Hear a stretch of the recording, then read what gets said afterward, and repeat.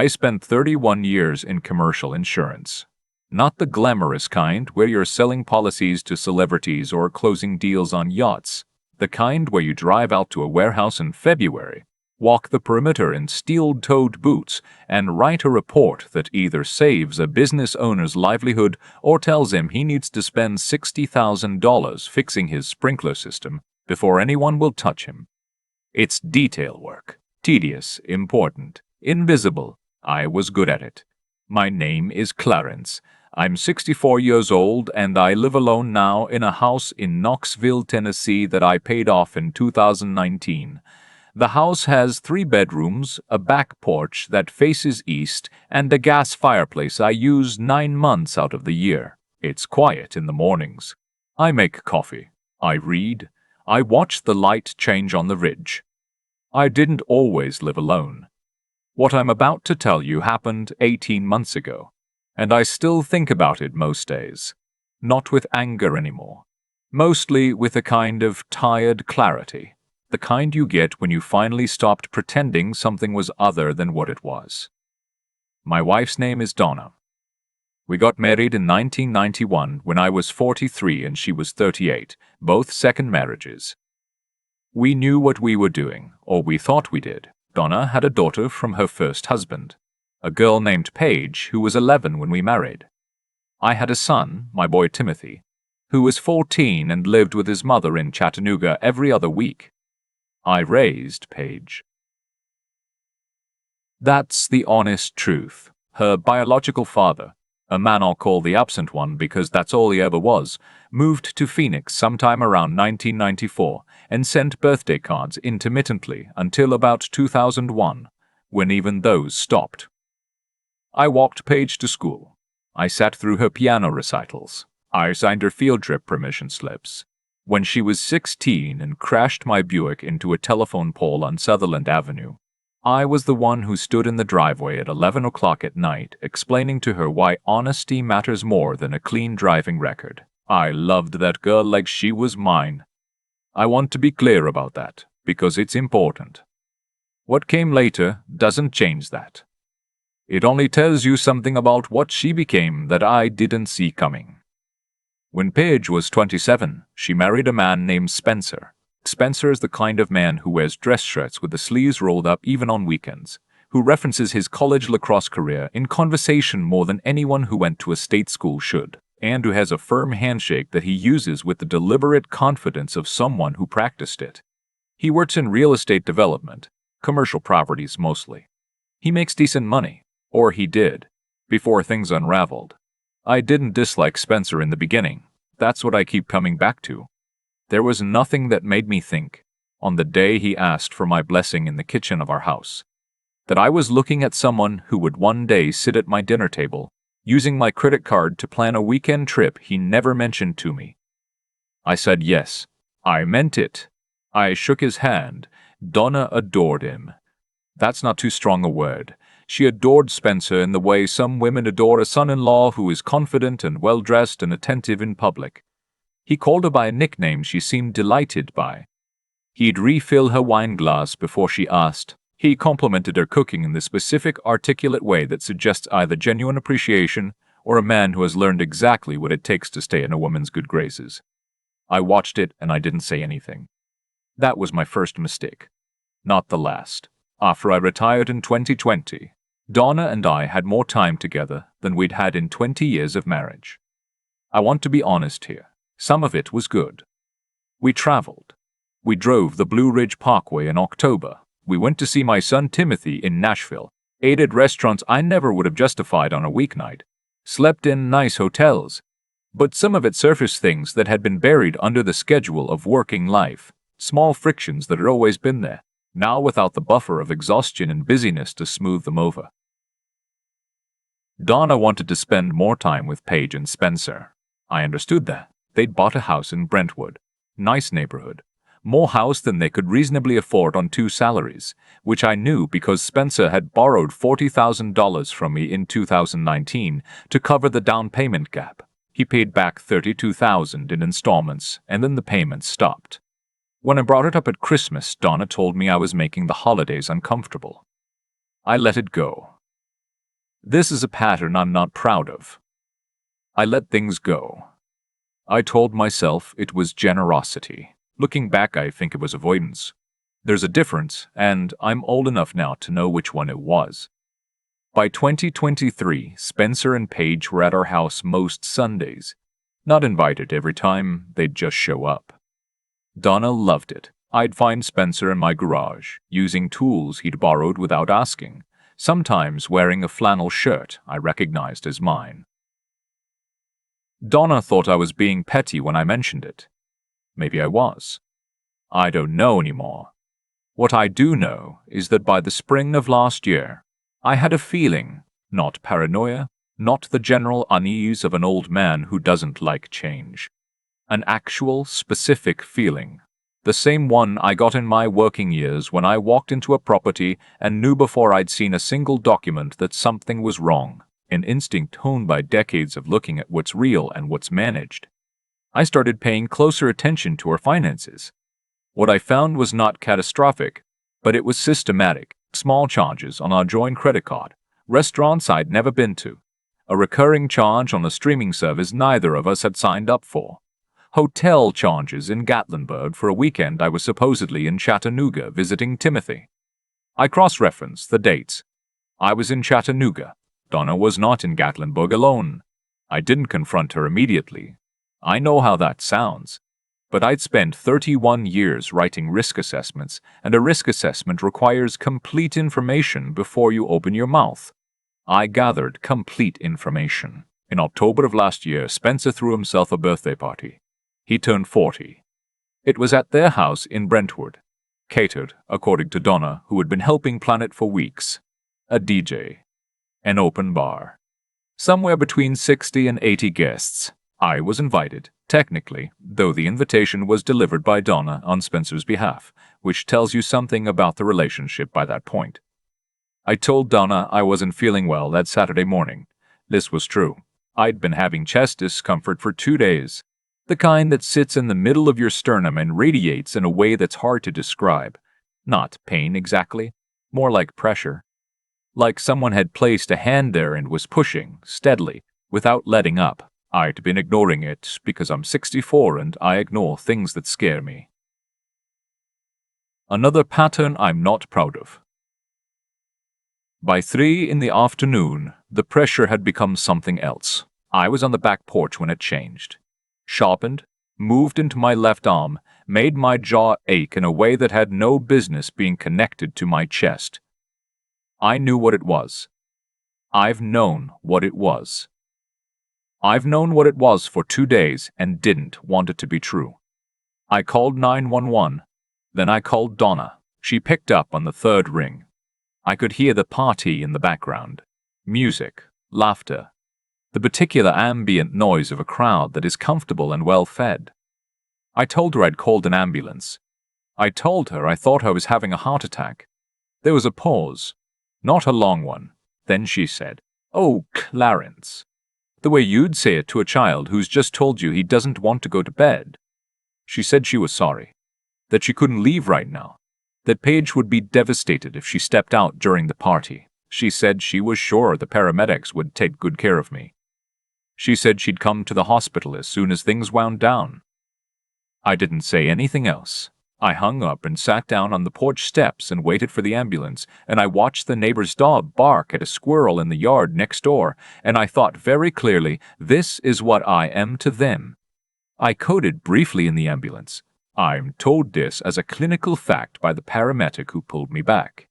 I remember nothing between the porch steps and a white ceiling with fluorescent lights that hummed at a frequency I still can't describe without feeling cold. The attending cardiologist, a calm, methodical woman who I will be grateful to for the rest of my life, told me after the procedure that my left anterior descending artery had been 92% blocked. She said I was lucky I hadn't waited longer. She said the next 12 hours were important. She asked about family. I gave her Donna's number. Donna did not come that night. My son Timothy drove up from Nashville at 10 o'clock in the evening when I reached him from the hospital bed. He walked in at 1 in the morning, still in the clothes he'd been wearing at work, and he sat down in the chair next to me. and he held my hand for a while without saying anything. My boy. 47 years old. He just held my hand. He said, "Where's Donna?" I didn't answer. He looked at the chair and then at the window, and then he said, "Okay, I'm here." Donna and Paige arrived the following afternoon, Sunday, around 2 o'clock, when I'd been moved to a step-down unit. Spencer did not come. Donna cried, which I had expected. She said she was sorry, that she hadn't realized how serious it was, that she should have come right away. Paige rubbed her mother's back while she said this. I looked at Paige. She met my eyes once and then looked at the floor. Timothy was still in the room. I watched him watch them. He's a quiet man, my son, not given to scenes. But I know his face. I know what he looks like when he's working very hard to stay seated. I asked them both to give me a moment alone with Timothy. Donna looked surprised. She said of course and squeezed my hand, and she and Paige went to the family lounge down the hall, and Timothy and I sat together in the quiet. I said, "How long do you think this has been going on?" He didn't ask me what I meant. He said, "I've had suspicions for about 2 years." 2 years. Why didn't you tell me? He was quiet for a moment. Then he said, "Because I knew you'd ask me that question, and I didn't have proof, and I didn't want to be the reason your marriage ended if I was wrong." I thought about that. I still think about it. I said, "You weren't wrong." He said, "I know." I spent 9 days in the hospital. Timothy stayed in Knoxville for the first 4, sleeping on my couch, driving to the hospital each morning with coffee from the Panera on Kingston Pike. Donna came every day after the first. She was attentive, present, solicitous in the way of someone who is aware they owe a debt and is paying interest while the principal remains untouched. I let her tend to me. I was tired and I had had a heart attack, and I did not have the energy to do what I knew I needed to do. Not yet. The clarity came on the 7th night.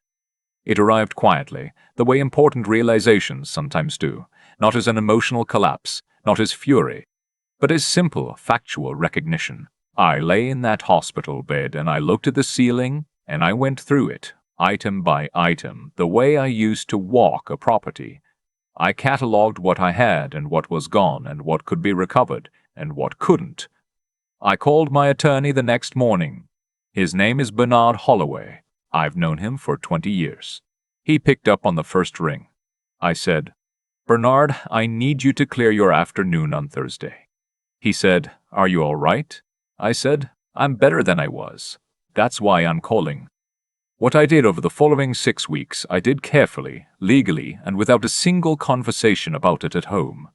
I'd opened a separate checking account at a credit union across town the week after I was discharged, a small regional institution where I was not known and where nothing was linked to our joint accounts.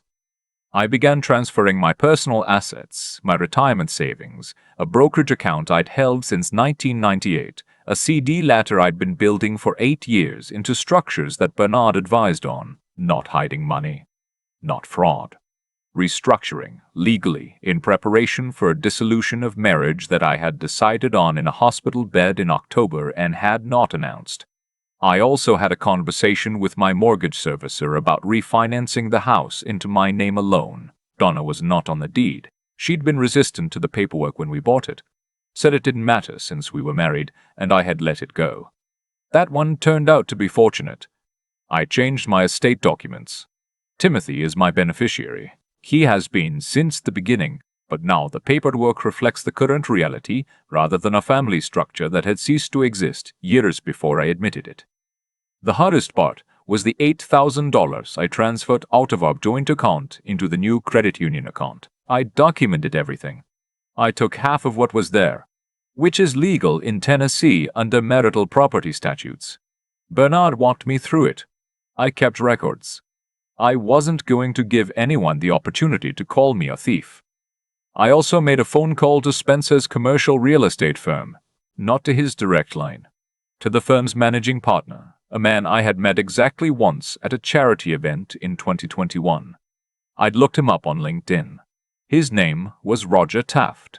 I asked for 10 minutes of his time, and I told him, professionally and without embellishment, that I had documentation of a personal relationship between his associate and my wife, and that this documentation included dates, locations, and credit card records. I told him I was not making any demands of him. I was not threatening litigation. I was simply informing him that this situation existed and that it would become part of a public divorce proceeding in the near future. I told him he might want to have a conversation with Spencer about the firm's ethics policy. I thanked him for his time and hung up. I understand that some people might find that step unnecessary. Maybe it was, but I spent 31 years in a profession built on disclosure, on surfacing risk, on giving decision-makers the information they need. Old habits. On a Thursday in December, the week before Christmas, I packed what I needed. Not everything. I'm not sentimental about furniture. I took my clothes, my books, my tools, my father's watch from the drawer in the nightstand, a box of photographs, and Timothy's baby shoes, which had been in the closet for 40 years, and which I have no rational explanation for keeping except that I couldn't leave them. I left a letter on the kitchen counter.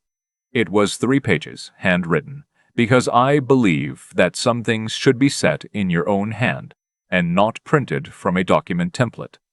I said what happened. I said what happened, and when I found it, and what I did about it. I said that the joint account had been divided, that the house was in my name, that Bernard Holloway's office would be in contact about the paperwork. I said that I harbored no hatred toward either of them, and that I hoped Donna found what she was looking for with Spencer, if that's what she'd decided on. I said I was sorry it had come to this. I did not say I was sorry for what I did, because I wasn't. I drove to Timothy's house in Nashville. He'd known I was coming. He had a room ready. He met me in the driveway when I pulled in at 8:30 at night, and he took the box of books without asking and carried them inside. And I stood in the cold for a moment, looking up at the sky, before I followed him. He made tea. We sat at his kitchen table until midnight. He asked me if I was okay. I said, "Ask me again in 6 months." Donna called at 7:14 the following morning. I let it go to voicemail. She called 4 more times. The 5th time, I answered. She was crying. She said she didn't understand. She said I could have talked to her. She said we could have worked it out. I said I tried to call you from an ambulance in October. She didn't say anything. I said, I'm not angry anymore, Donna. I just don't want this. She said Spencer had been let go from his firm. She said it in a strange way, almost incidentally, as if it were something that had happened to a neighbor. I didn't respond to that. She said Paige was devastated. I said, tell her I love her. I have always loved her. That hasn't changed. That part was true. I meant it then and I mean it now, even though Paige has not reached out to me in the 18 months since. Maybe she will someday. Maybe she won't.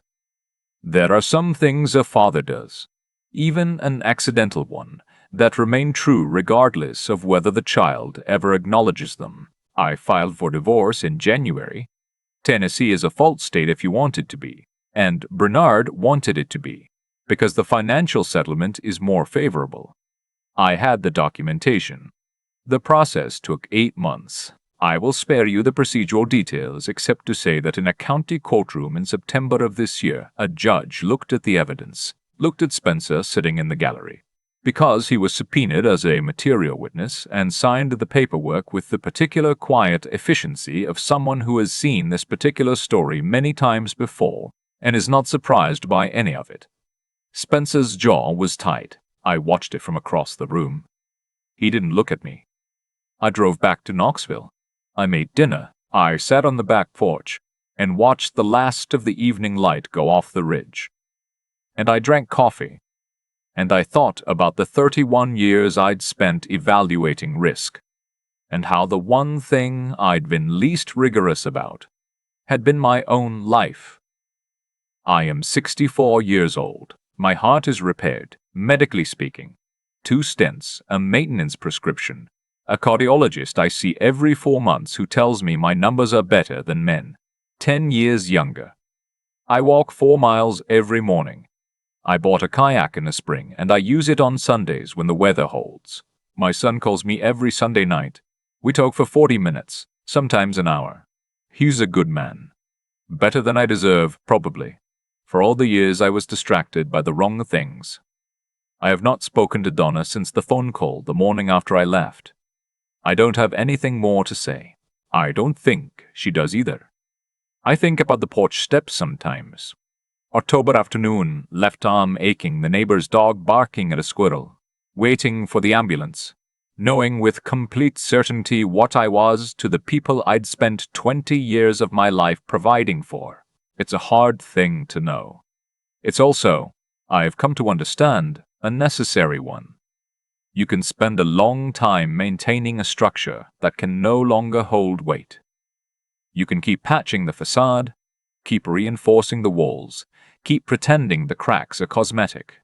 I did it for years. I was trained to spot exactly this kind of problem in other people's buildings, and I walked past it every single day in my own house. But the thing about a structural failure is this. Once you see it clearly, once you stop pretending it's something else, you can stop wasting material on a building that was never going to stand. You can walk away from it. You can find something worth building instead. I've been thinking about cause and effect a lot lately. Not in any abstract philosophical way, just the plain mechanical kind. The kind where you trace a line from one decision to the next and you stop pretending the outcome was a surprise. Donna made choices for years. Small ones at first. A credit card charge here, a weekend unaccounted for there, then larger ones. The choice to stay at that party while I was being loaded into an ambulance. The choice to call the next afternoon, unhurried, as though she were following up on a missed lunch reservation. Each of those choices was a cause. What happened in December was the effect. It's not more complicated than that. What I've had to sit with, and this is harder to say, is my own side of the ledger. I was not a passive victim of random misfortune. I saw things and I named them something else. I felt the drift in our marriage, and I told myself it was ordinary distance, the kind that comes with retirement and proximity and two people who've run out of new things to say. I let money flow out of my accounts and into a lifestyle that had quietly stopped including me. And I called it generosity, when a more honest word would have been avoidance. The tradespeople I worked with for 30 years had a saying, "A crack you ignore is a load you're choosing to carry." I carried that load for a long time before I put it down. That's the part about intelligence I think people misunderstand. It's not about being the smartest person in the room. I knew things, I had the skills, I had the instincts. I spent a career applying them to other people's problems. Intelligence means nothing if you refuse to turn it on yourself. The hardest examination you'll ever conduct is the one where you are both the assessor and the property being assessed. Most of us fail it the first time. Some of us only get one chance. I got a second one, narrowly, on a set of porch steps in October. Timothy is the part of the story I keep coming back to when the rest of it feels too heavy. He drove 2 hours in work clothes and held my hand at 1 in the morning without needing to be asked. He'd had suspicions for 2 years and stayed quiet out of respect for my right to discover the truth myself. That is not a small thing. That is a man who understood that protecting someone you love doesn't always mean shielding them from pain. Sometimes it means letting them arrive at clarity on their own schedule and being there when they do. I raised him, more or less, in the gaps between a difficult first marriage and a second one that took up more of my attention than it should have. Whatever I did right, he is the evidence of it. Paige, I still love. I want to say that plainly because it's true, and because I think it's possible to love someone and still refuse to let that love be used as a lever against you. I walked her to school. I sat through the recitals. I was there the night she crashed my car, and I didn't lead with the car. Those things happened and they were real. They don't disappear because she made different choices as an adult. But love is not an obligation to remain in proximity to people who have stopped treating you as a person. That distinction took me too long to understand. What I know now, at 64, with 2 stints and the kayak and Sunday phone calls with my son, is this: the life you keep living after a structural failure is not a consolation prize. It's the whole point. You don't rebuild to prove something to the people who walked away. You rebuild because you're still here, and being here means something. And the worst thing you can do with the time you have left is spend it maintaining a structure that was never going to hold. I walk 4 miles every morning. I watch the light come up over the ridge. It's quiet, and it's mine. And most days that is more than enough.